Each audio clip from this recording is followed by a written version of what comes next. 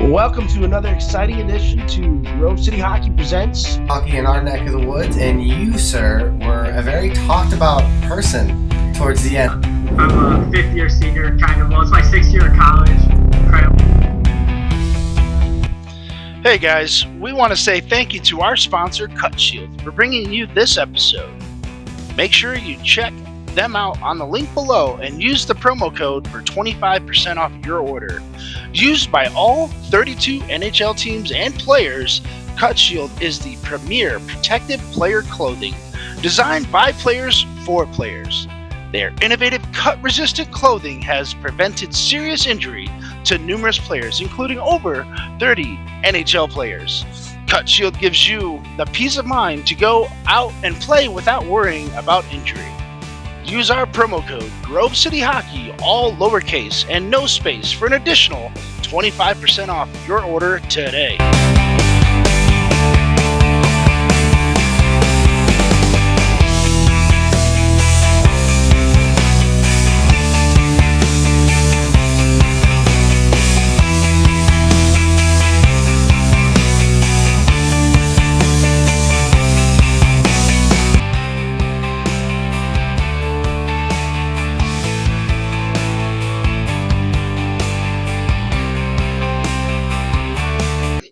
Welcome to GCH Podcast. I'm your host, Ben W. Stock, and with me is a very special guest. I've got the man, the myth, the legend from Champion Wheelers, Tyler Shetland. How you doing, brother?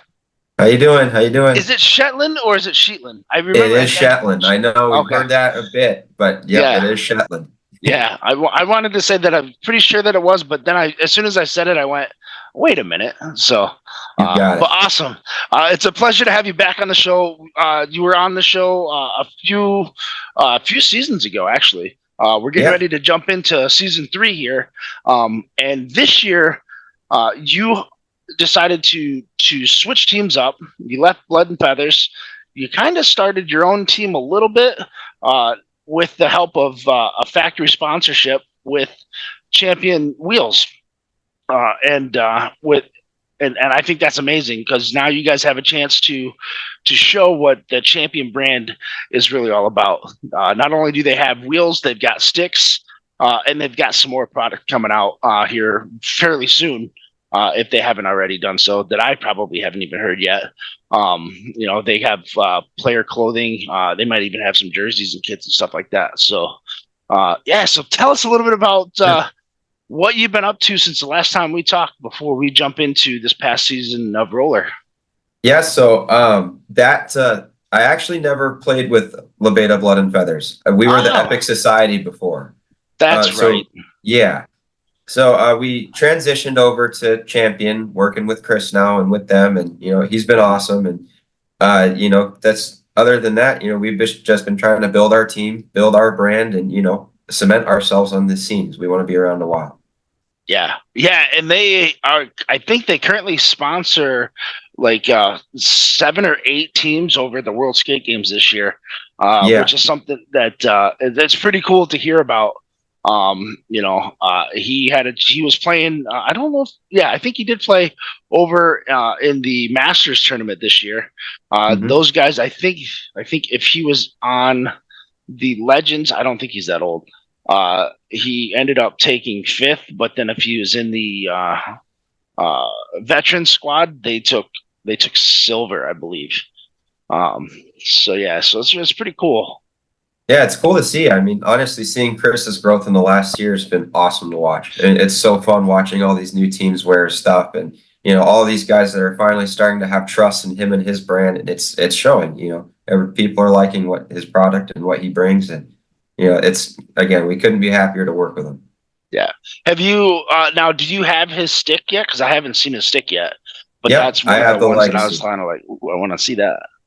Yeah, I like the Legacy. I'm more of a mid-kit guy, so I use that one. Mm-hmm. We also have the Gold model. That's more of your vapor rounded shaft, low kick stick. But yeah, I like the Legacy one. That's works well awesome. For me. Yeah, it's too cool. Now you're also getting ready to ramp up your senior year at the University of Arizona, where you were just recently named the captain. So that's a pretty big step up too.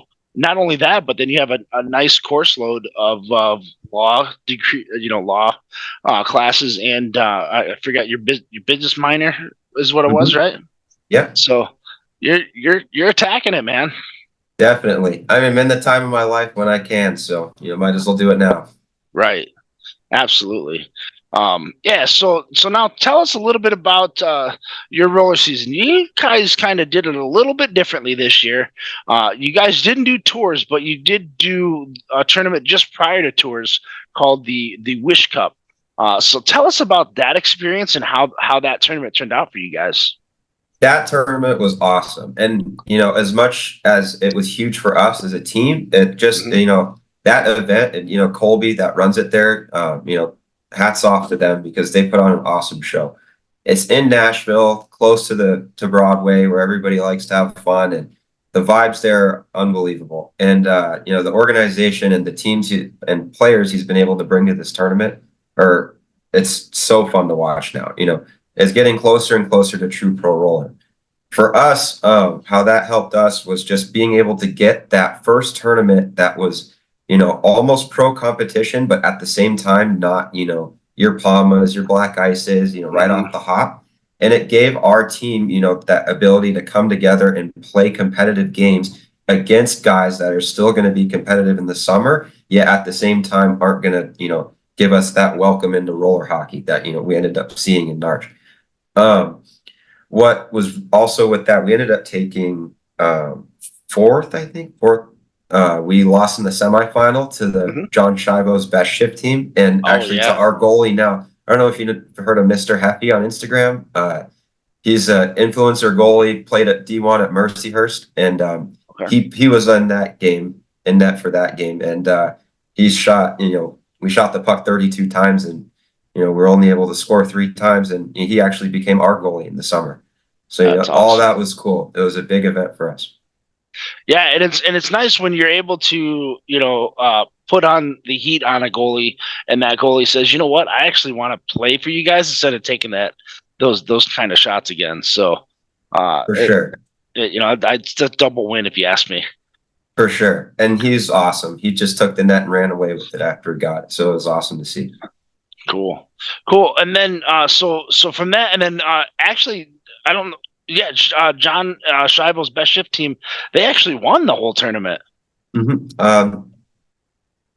Yeah, they did. Yeah, they did. Yeah, they beat that Roadrunners team. Yeah. Yep. So they were a good team. They were just, they're a mix of some Black Ice guys. I think they had a couple Car Shield guys in that mix too. It was a good team. They were good all around for sure. Yeah. And so then you guys take a little bit of a break. You missed the tours event, not necessarily missed it, but you guys chose to bypass it. I don't blame you there. From my understanding, there's some rink issues and stuff like that people have been talking about that they haven't really had a chance to address. Not saying that it's entirely out of their control or in their control. What was it that Roller Dad said? Shit happens. Sure. You can't, but it's one of those things where we just talk about it and then we move forward. So tours wasn't on your schedule, but then you go to Narch Pro, which is out in the rinks at Irvine in California, at Narch Finals, I should say. Tell us a little bit about that tournament and how that went for you guys. That tournament was not as good for us. Definitely a learning curve and definitely a tournament that needed to happen for our team. We had a pretty good run with Epic Society last year, just as far as, getting ourselves on the scene and establishing that presence. I think when Narch came around, the problem that we had is that we expected to just be better. It's one thing to come on and, be able to have a pro team and say, hey, we're going to compete. It's another thing to have a pro team, say those things, and then go and walk that walk. And after doing it on that first year, I think we were just a little bit too confident that we were just going to do it again and, not have to put in or have that extra, for lack of a better word, give a shit that we had last year. And that's where I think that was very valuable for us. We ended up getting to one of our final round robin games, and we beat up Pure Maple pretty good in that one. And that was just, a good confidence win going into State Wars. That tournament we needed for sure. So, we'll learn from that. And next time we come back to that tournament, we're not going to let that be the result again. Yeah, and sometimes you have after you do pretty well, you have a small regression. Especially like in MIHA when I was playing, we would go 0-2 on Saturday, but then we would take the ship on Sunday, and then we'd go to the next tournament and we would do the same thing over again, where we would lose 2 games to teams that we dominated at the tournament before, couldn't quite figure out what our problem was, but then we would play those same teams again and it would be a completely different outcome. So it's one of those things where those teams just had your number that day. But the next time you play them, it'll be a different outcome. And as long as you guys take those losses, learn from them, study them. I don't know if you guys have a chance to watch game tape or if you guys are setting up anything like that, but most of the time it's just based on memory. Hey, this guy did this, and this to us. We just need to make sure that we can do X, Y, Z to combat those issues from their key players, and you move forward. For sure. And that's where it was huge, for all of us to learn something like that. We had a lot of guys that, it's only their first or second summer in the scene. They didn't really understand. And then, you play and you get that experience and you realize like, okay, I need to do this, this, and this to be able to be competitive at this level. And because, it's so much more isolated out there, and individuals and mistakes are so much more glaring. It's really hard sometimes. Our entire team, except one guy, was still eligible for U24 for NARCH this year. So we're definitely came in with that same young squad, just with that. We just needed that little bit more maturity to realize that we had to bring the same jam that we did last year. Yeah. Yeah, and now that actually sets you up for success because you guys are extremely young, and you're only gonna be building up and getting better as long as you keep those core guys together. You're starting to see that with what happened at State Wars. You guys had the opportunity to play in the PAMA play-in, or the PAMA Pro play-in invitational, which is they essentially take 16 teams. I think, yeah, it was 16. Play-in was 8. 8, yeah. 16 teams total in the pro division. But you split into 2 different categories.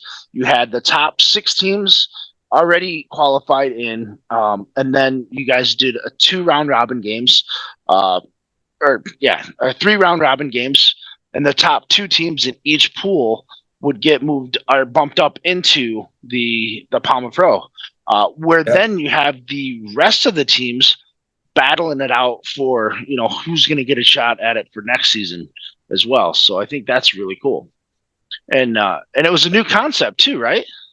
Yep, brand new, and I think you're going to start to see it a lot more. It makes a lot of sense. Yes, for sure. I mean, it's how you put the best of the best in the same division, And if one of the teams that makes it in from that play-in is able to do some damage in the top division, then they would have proved it in the play-in. So definitely, the play-in's definitely a good format, and it makes a lot of sense.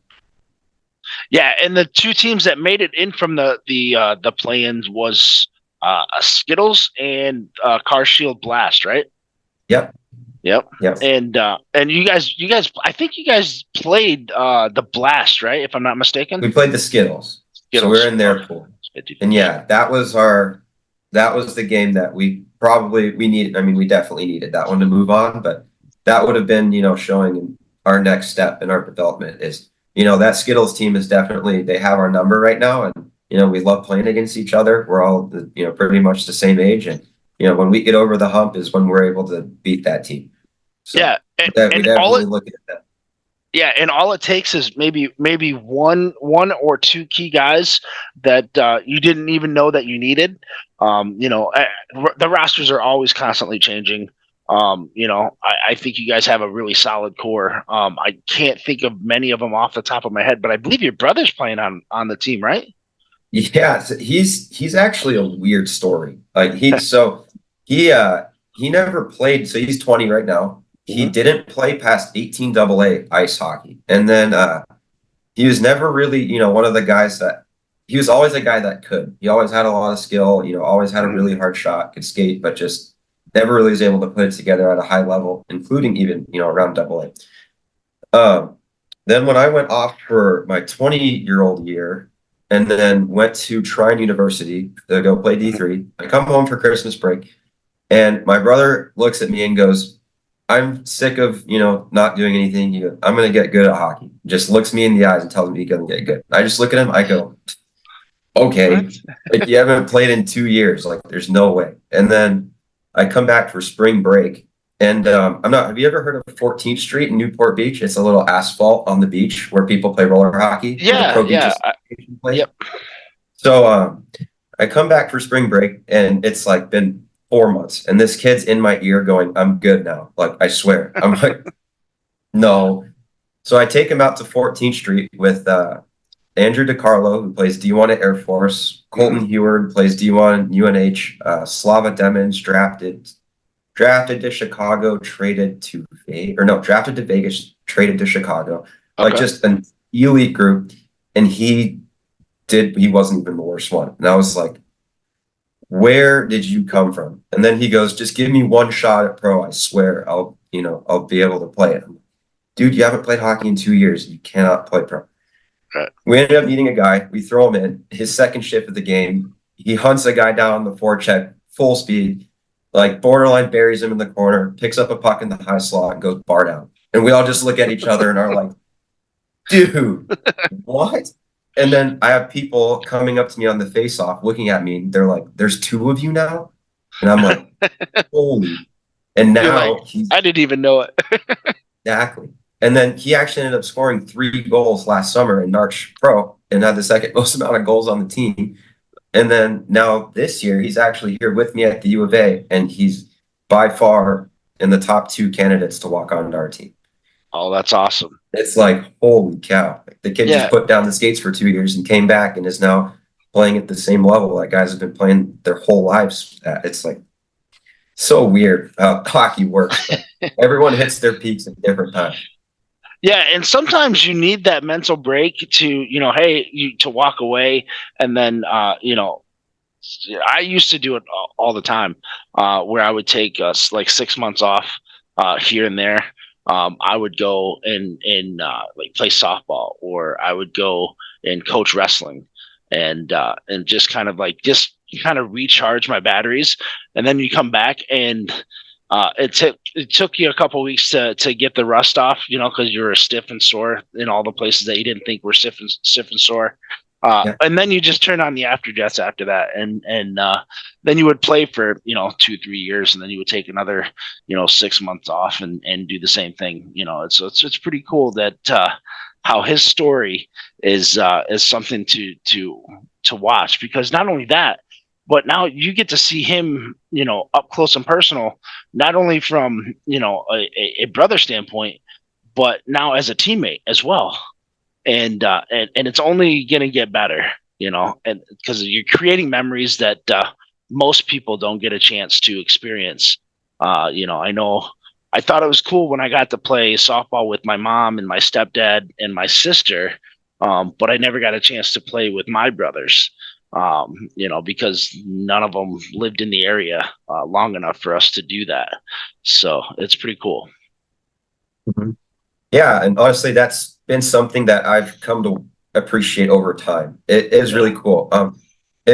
We play together too during the games, and we make passes to each other without looking at each other, and it's cool. We're playing against Sweden. We're on the power play at the end of the game. Puck goes D to D twice. I get it down the goal line. He's on the other goal line. I literally didn't even look at him and just like threw the defender's feet, just in an area, and just his stick was right there. Just tapped it. I just, we're in the pro plane, and I look over and I see a kid that's been playing hockey for a year, and he's playing just fine at the pro level. And it's like, geez, it doesn't even make sense. And it's only going to get better now, because you guys are going to push each other, and you guys are going to help try to carry this Champion Wheelers team to a whole nother level. It's something that I'm excited to watch. I know you're excited to watch, because you guys are going to be around for quite a few years by the sound of it. For sure.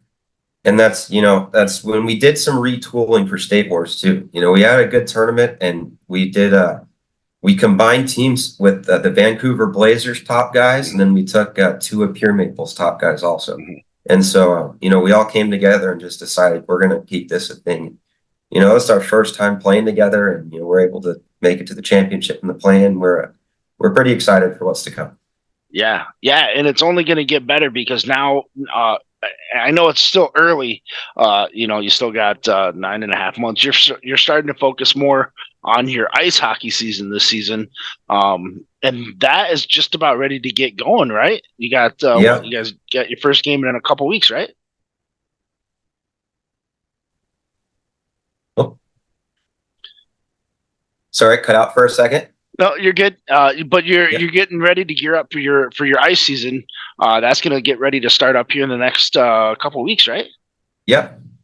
First game we play on the 26th against San Diego State.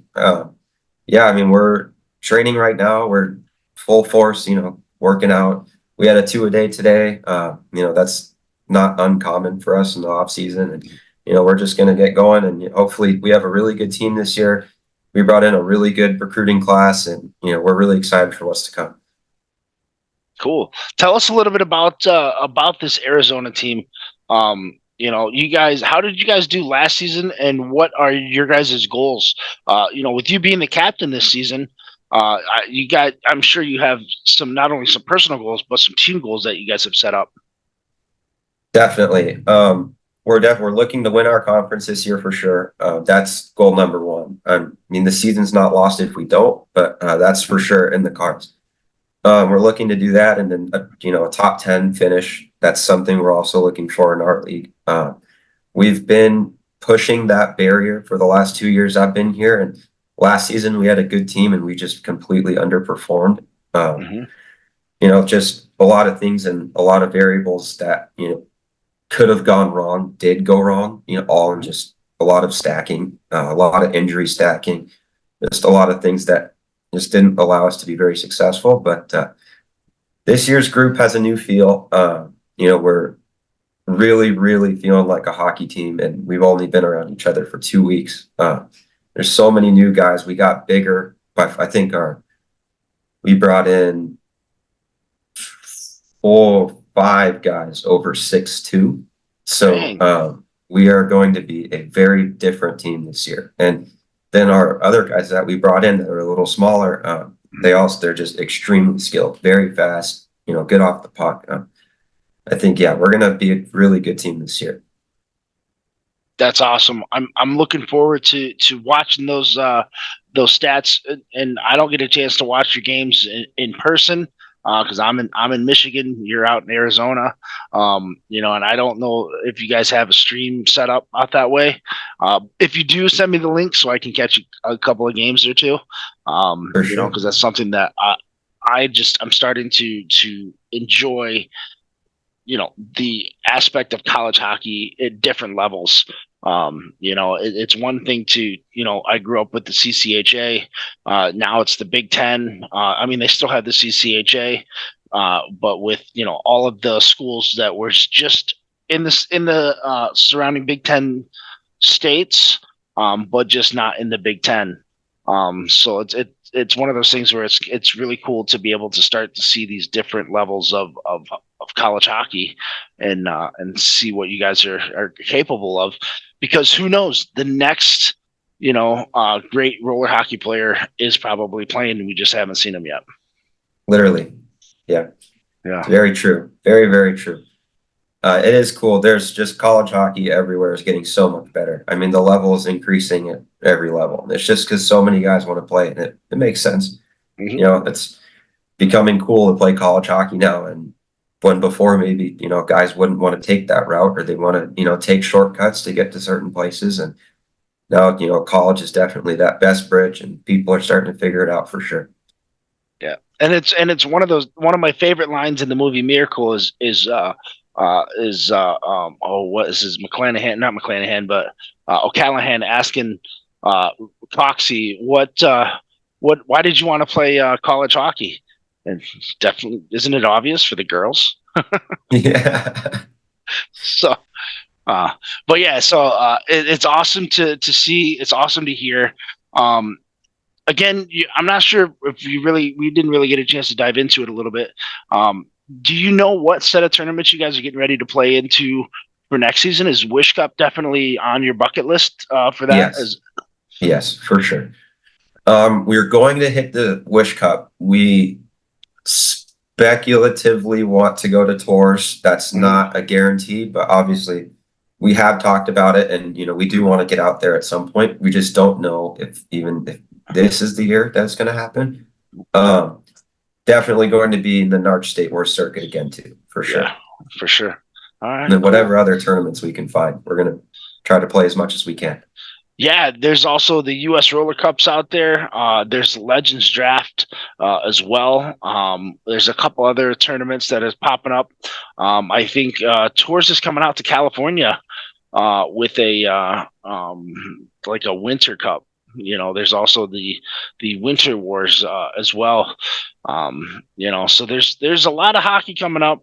But first, you got to get through your ice season, and with that, I wish you nothing but the best this season. I'm going to be cheering from afar, and I'm definitely going to be a cheerleader all the way in Michigan. Appreciate that. Always. Yeah.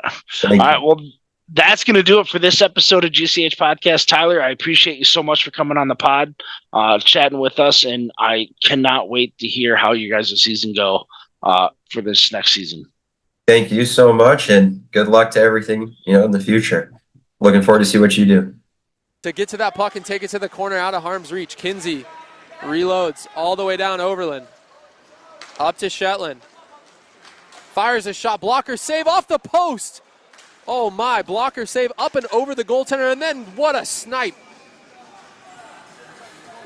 That's going to do it for this episode of GCH Podcast. I'm your host, Ben W. Stock, alongside Chris Greco. Thanks for tuning in. Please make sure you like and subscribe on all our platforms on YouTube and on Spotify. We'll see you guys on the next episode. Cheers.